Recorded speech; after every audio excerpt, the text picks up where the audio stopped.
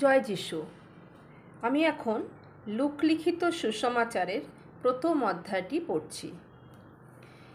প্রথম অবধি যাহারা সচক্ষে দেখিয়াছেন এবং বাক্যের সেবা করিয়া আসিয়াছেন, তাহারা আমাদিগকে যেমন সমর্পণ করিয়াছেন, তদনুসারে অনেকেই আমাদের মধ্যে সম্পূর্ণরূপে গৃহীত বিষয়াবলীর বিবরণ লিপিবদ্ধ করিতে হস্তক্ষেপ করিয়াছেন। সেই জন্য আমিও প্রথম হইতে সকল বিষয় সবিশেষ অনুসন্ধান করিয়াছি বলিয়া, হে মহামহিম থিওফিল, আপনাকে অনুপূর্বিক বিবরণ লেখা বিহিত বুঝিলাম, যেন আপনি যে সকল বিষয় শিক্ষা পাইয়াছেন সেই সকল বিষয়ের নিশ্চয়তা জ্ঞাত হইতে পারেন। এখানে আমি একটু বলে দিই, এখানে প্রভু যিশুর যে সুসমাচার যে গসপেল বলে সেই অংশটা আমি পড়ছি। আর এখানে যে লিখেছেন তার নাম লুক। উনি একজন ডাক্তার ছিলেন, উনি প্রভু যিশুর শিষ্য ছিলেন এবং উনি যা দেখেছেন তা একটা পত্রের মতো থিওফিল বলে কারোকে উনি লিখে গেছেন এবং সম্পূর্ণ বর্ণনাটি আমি এখন পড়ব। এখানে যে যোহনের উল্লেখ আছে, তিনি জন দ্য ব্যাপটিস্ট, মানে যাকে যোহন বলা হয়, সেই যোহন, এবং আমি পড়ছি তারপর থেকে। ইহুদিয়ার রাজা হেরোদের সময়ে অবিয়ের পালার মধ্যে সখরিয়া নামে একজন যাজক ছিলেন। তাহার স্ত্রী হারন বংশীয়া, তাহার নাম এলিজাবেথ। তাহারা দুইজন ঈশ্বরের সাক্ষাতে ধার্মিক ছিলেন, প্রভুর সমস্ত আজ্ঞা ও বিধি অনুসারে নির্দোষ রূপে চলিতেন। তাহাদের সন্তান ছিল না, কেননা এলিজাবেথ বন্ধ্যা ছিলেন এবং দুইজনেরই অধিক বয়স হইয়াছিল। একদা যখন সখরীয় নিজের পালার অনুক্রমে ঈশ্বরের সাক্ষাতে যাজকীয় কার্য করিতেছিলেন, তখন যাজকীয় কার্যের প্রথা অনুসারে গুলিবাট ক্রমে তাহাকে প্রভুর মন্দিরে প্রবেশ করিয়া ধূপ জ্বালাইতে হইত। সেই ধূপদাহের সময়ে সমস্ত লোক বাহিরে থাকিয়া প্রার্থনা করিতেছিল। তখন প্রভুর এক দূত ধূপবেদীর দক্ষিণ পার্শ্বে দাঁড়াইয়া তাহাকে দর্শন দিলেন। দেখিয়া সখরীয় ত্রাসযুক্ত হইলেন, ভয় তাহাকে আক্রমণ করিল। কিন্তু দূত তাহাকে বলিলেন, সখরীয়, ভয় করিও না, কেননা তোমার বিনতি গ্রাহ্য হইয়াছে। তোমার স্ত্রী এলিজাবেথ তোমার জন্য পুত্র প্রসব করিবেন ও তুমি তাহার নাম যোহন রাখিবে। আর তোমার আনন্দ ও উল্লাস হইবে এবং তাহার জন্মে অনেকে আনন্দিত হইবে, কারণ সে প্রভুর সম্মুখে মহান হইবে এবং দ্রাক্ষারস কিশোরা কিছুই পান করিবে না। আর সে মাতার গর্ভ হইতেই পবিত্র আত্মায় পরিপূর্ণ হইবে এবং ইসরায়েল সন্তানদের মধ্যে অনেককে তাহাদের ঈশ্বর প্রভুর প্রতি ফিরাইবেন। সে তাহার সম্মুখে এলিয়ের আত্মায় ও পরাক্রমে গমন করিবে, যেন পিতৃগণের হৃদয় সন্তানদের প্রতি ও অনাজ্ঞবহদিগকে ধার্মিকদের বিজ্ঞতায় চলিবার জন্য ফিরাইতে পারে, প্রভুর নিমিত্ত সুসজ্জিত এক প্রজামণ্ডলী প্রস্তুত করিতে পারে। তখন সখরীয় দূতকে কহিলেন, কিসে ইহা জানিব, কেননা আমি বৃদ্ধ এবং আমার স্ত্রীও অধিক বয়স হইয়াছে। দূত উত্তর করিয়া তাহাকে কহিলেন, আমি গ্যাব্রিয়েল, ঈশ্বরের সম্মুখে দাঁড়াইয়া থাকি, তোমার সহিত কথা কহিবার ও তোমাকে এই সকল বিষয়ে সুসমাচার দিবার জন্য প্রেরিত হইয়াছি। আর দেখো, এই সকল যেদিন ঘটিবে সেই দিন পর্যন্ত তুমি নীরব থাকিবে, কথা কহিতে পারিবে না, যেহেতু আমার এই যে সকল বাক্য যথাসময়ে সফল হইবে, ইহাতে তুমি বিশ্বাস করিলে না। আর লোক সকল সখরীয়ের অপেক্ষা করিতে ছিল এবং মন্দিরের মধ্যে তাহার বিলম্ব হওয়াতে তাহারা আশ্চর্য জ্ঞান করিতে লাগিল। পরে তিনি বাহিরে আসিয়া তাহাদের কাছে কথা কহিতে পারিলেন না। তখন তাহারা বুঝিল যে মন্দিরের মধ্যে তিনি কোনো দর্শন পাইয়াছেন। আর তিনি তাহাদের নিকটে নানা সংকেত করিতে থাকিলেন এবং বোবা হইয়া রহিলেন। পরে তাহার উপাসনার সময় পূর্ণ হইলে তিনি নিজ গৃহে চলিয়া গেলেন। এই সময়ের পরে তাহার স্ত্রী এলিজাবেথ গর্ভবতী হইলেন।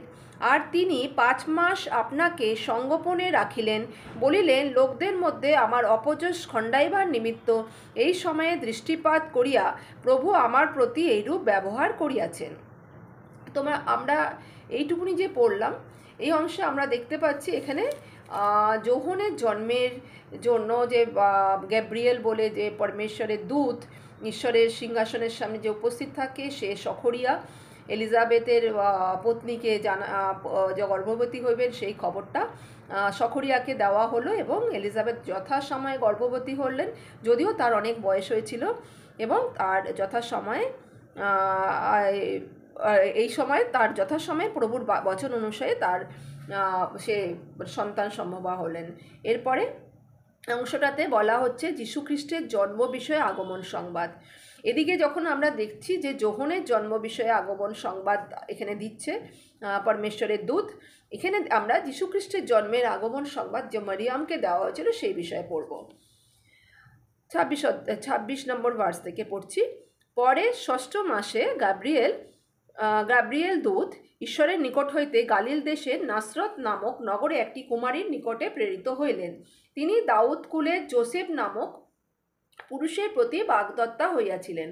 সেই কুমারীর নাম মারিয়াম। দূত গৃহমধ্যে তাহার কাছে আসিয়া কহিলেন, ওই মহানুগৃহতে মঙ্গল হোক, প্রভু তোমার সহবর্তী।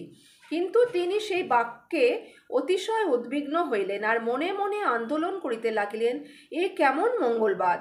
দূত তাহাকে কহিলেন, মারিয়াম, ভয় করিও না, কেননা তুমি ঈশ্বরের নিকটে অনুগ্রহ পাইয়াছ। আর দেখো, তুমি গর্ভবতী হইয়া পুত্র প্রসব করিবে ও তাহার নাম যীশু রাখিবে। তিনি মহান হইবেন আর তাহাকে পরাৎপরের পুত্র বলা যাইবে। আর প্রভু ঈশ্বর তাহার পিতা দাউদের সিংহাসন তাহাকে দেবেন। তিনি যাকব কুলের উপরে যুগে যুগে রাজত্ব করিবেন ও তাহার রাজ্যের শেষ হইবে না। তখন মরিয়াম দূতকে কহিলেন, ইহা কিরূপে হইবে? আমি তো পুরুষকে জানি না। দূত উত্তর করিয়া তাহাকে কহিলেন, পবিত্র আত্মা তোমার উপরে আসিবেন এবং পরাৎপরের শক্তি তোমার উপরে ছায়া করিবে। এই কারণ যে পবিত্র সন্তান জন্মাইবেন তাহাকে ঈশ্বরের পুত্র বলা যাইবে। আর দেখো, তোমার জ্ঞাতি যে এলিজাবেথ, তিনিও বৃদ্ধ বয়সে পুত্র সন্তান গর্ভে ধারণ করিয়াছেন। লোকে যাহাকে বন্ধা বলিত, এই তাহার ষষ্ঠ মাস, কেননা ঈশ্বরের কোনো বাক্য শক্তিহীন হইবে না। তখন মরিয়াম কহিলেন, দেখুন, আমি প্রভুর দাসী, আপনার বাক্যানুসারে আমার প্রতি ঘটুক। পরে দূত তাহার নিকট হইতে প্রস্থান করিলেন। তৎকালে মরিয়াম উঠিয়া সত্তর পাহাড় অঞ্চলে ইহুদার এক নগরে গেলেন এবং সখরিয়ের গৃহে প্রবেশ করিয়া এলিজাবেথকে মঙ্গলবাদ করিলেন। আর এইরূপ হইল, যখন এলিজাবেথ মরিয়ামের মঙ্গলবাদ শুনিলেন, তখন তাহার জঠরের শিশুটি নাচিয়া উঠিল। আর এলিজাবেথ পবিত্র আত্মায় পূর্ণ হইলেন এবং উচ্চরবে মহা শব্দ করিয়া বলিলেন, নারীগণের মধ্যে তুমি ধন্য, এবং ধন্য তোমার জঠরের ফল। আর আমার প্রভুর মাতা আমার কাছে আসিবেন, আমার এমন সৌভাগ্য কোথা হইতে হইল? কেননা দেখো, তোমার মঙ্গলবাদের ধ্বনি আমার কর্ণে প্রবেশ করিবা মাত্র শিশুটি আমার জঠরে উল্লাসে নাচিয়া উঠিল। আর ধন্য যিনি বিশ্বাস করিলেন, কারণ প্রভু হইতে যাহা যাহা তাহাকে বলা গিয়াছে সে সমস্ত সিদ্ধ হইবে। তখন মরিয়াম কহিলেন, আমার প্রাণ প্রভুর মহিমা কীর্তন করিতেছে, আমার আত্মা আমার ত্রাণকর্তা ঈশ্বরে উল্লাসিত হইয়াছে, কারণ তিনি নিজ দাসীর নিচ অবস্থার প্রতি দৃষ্টিপাত করিয়াছেন। কেননা দেখো, এই অবধি পুরুষ পরম্পরায় সকলে আমাকে ধন্য বলিবে, কারণ যিনি পরাক্রমী, তিনি আমার জন্য মহৎ মহৎ কার্য করিয়াছেন এবং তার নাম পবিত্র। আর যাহারা তাহাকে ভয় করে, তাহার দয়া তাহাদের পুরুষ পরম্পরায় বর্তায়। তিনি আপন বাহু দ্বারা বিক্রম কার্য করিয়াছেন। যাহারা আপনাদের হৃদয়ের কল্পনায় অহংকারী, তাহাদিগকে ছিন্ন ভিন্ন করিয়াছেন। তিনি বিক্রমী দিগকে সিংহাসন হইতে নামাইয়া দিয়াছেন ও নিজ দিগকে উন্নত করিয়াছেন। তিনি ক্ষুধার্ত দিগকে উত্তম উত্তম দ্রব্যে পূর্ণ করিয়াছেন এবং ধনবান দিগকে রিক্ত হস্তে বিদায় করিয়াছেন। তিনি আপন দাস ইসরায়েলের উপকার করিয়াছেন, যেন আমাদের পিতৃগণের প্রতি উক্ত আপন বাক্যানুসারে আব্রাহাম ও তাহার বংশের প্রতি চিরতরে করুণা স্মরণ করেন। আর মরিয়াম মাস তিনেক এলিজাবেথের নিকটে রহিলেন, পরে তিনি গৃহে ফিরিয়া গেলেন। তো আমরা এখানে দেখতে পেলাম যে মরিয়ামের এক আত্মীয়া ছিলেন, তার নাম এলিজাবেথ যখন মরিয়াম ঈশ্বরের দূতের দ্বারা যখন শুনলেন যে তার পুত্র সন্তান হবে, মানে জিজাসের জন্ম হবে, সেই সময় আহ, তিনি পবিত্র আত্মার উপস্থিতিতে তার জঠরে যখন নাকি তার যখন মানে সে যখন কনসিভ করলো প্রভু যিশুকে পবিত্র আত্মার দ্বারা, কোনো মনুষ্যের দ্বারা নয়। তখন এরপরে কি হলো, উনি এই খবরটা দেওয়ার জন্য ওনার বোন এলিজাবেথের কাছে গেলেন। আর কিন্তু ওখানে গিয়ে যখন এলিজাবেথের সঙ্গে দেখা হলো, দুজনেই কিন্তু জানতো না যে দুজনেই যে কনসিভ করেছে।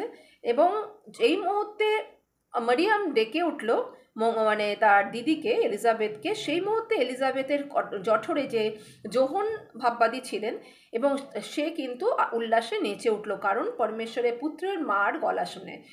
এবং পবিত্র আত্মা দিয়ে পূর্ণ হয়ে আমরা দেখছি এখানে এলিজাবেথও কিন্তু তাকে মানে পরমেশ্বরের সন্তানের জন্ম দিতে যাচ্ছে এটা উনি জানতে পারলেন, এবং উনি মঙ্গলবাদ করলেন। এবং তারপরে আমরা দেখছি এখানে আমাদের প্রভু যিশুর মাতা অত্যন্ত খুশি হয়ে পরমেশ্বরের এখানে অনেক মানে স্তুতি করছেন। যোহনের জন্ম। পরে এলিজাবেথের প্রসবকাল সম্পূর্ণ হইলে তিনি পুত্র প্রসব করিলেন। তখন তাহার প্রতিবাসী ও আত্মীয়গণ শুনিতে পাইল যে প্রভু তাহার প্রতি মহা দয়া করিয়াছেন, আর তাহারা তাহার সহিত আনন্দ করিল। পরে তাহারা অষ্টম দিনে বালকটির ত্বকচ্ছেদ করিতে আসিল, আর তাহার পিতার নাম অনুসারে তাহার নাম সখরীয় রাখিতে চাইল। কিন্তু তাহার মাতা উত্তর করিয়া কহিলেন, তাহা নয়, ইহার নাম যোহন রাখা যাইবে। তাহারা তাহাকে কহিলেন, আপনার গোষ্ঠীর মধ্যে এ নামের তো কাউকেই ডাকা হয় না। পরে তাহারা তাহার পিতাকে সংকেত জিজ্ঞাসা করিল, আপনার ইচ্ছা কি, ইহার কি নাম রাখা যাইবে? তিনি একখানি লিপিফলক চাহিয়া লইয়া লিখিলেন, ইহার নাম যোহন। তাহাতে সকলে আশ্চর্য জ্ঞান করিল। আর তখনই তাহার মুখ ও তাহার জিহ্বা খুলিয়া গেল, আর তিনি কথা কহিলেন, ঈশ্বরের ধন্যবাদ করিতে লাগিলেন। ইহাতে চারিদিকের প্রতিবাসীগণ সকলে ভয়গ্রস্ত হইল, আর ইহুদিয়ার পাহাড় অঞ্চলের সর্বত্র লোকে এই সমস্ত কথা বলা বলি করিতে লাগিল।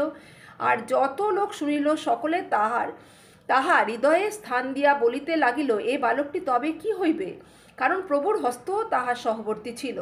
তখন তাহার পিতা সখরীয় পবিত্র আত্মায় পরিপূর্ণ হইলেন এবং ভাববাণী বলিলেন, কহিলেন, ধন্য প্রভু ইসরায়েলের ঈশ্বর, কেননা তিনি তত্ত্বাবধান করিয়াছেন, আপন প্রজাদের জন্য মুক্তি সাধন করিয়াছেন, আর আমাদের জন্য আপন দাস দাউদের কুলে পরিত্রাণের এক শৃঙ্গ উঠাইয়াছেন, যেমন তিনি পুরাকাল অবধি তাহার সেই পবিত্র ভাববাদীগণের মুখ দ্বারা বলিয়া আসিয়াছেন।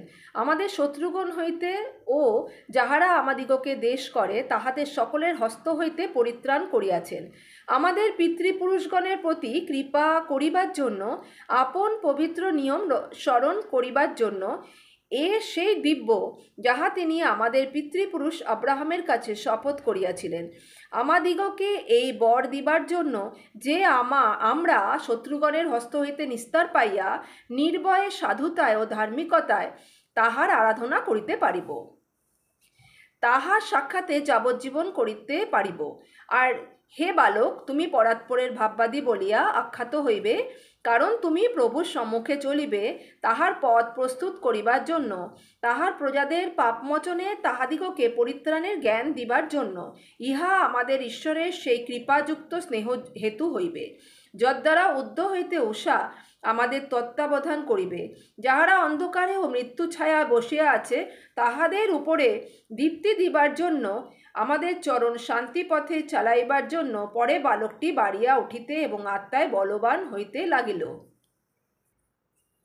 আর সে যতদিন ইসরায়েলের নিকটে প্রকাশিত না হইল ততদিন প্রান্তরে ছিল। আমেন।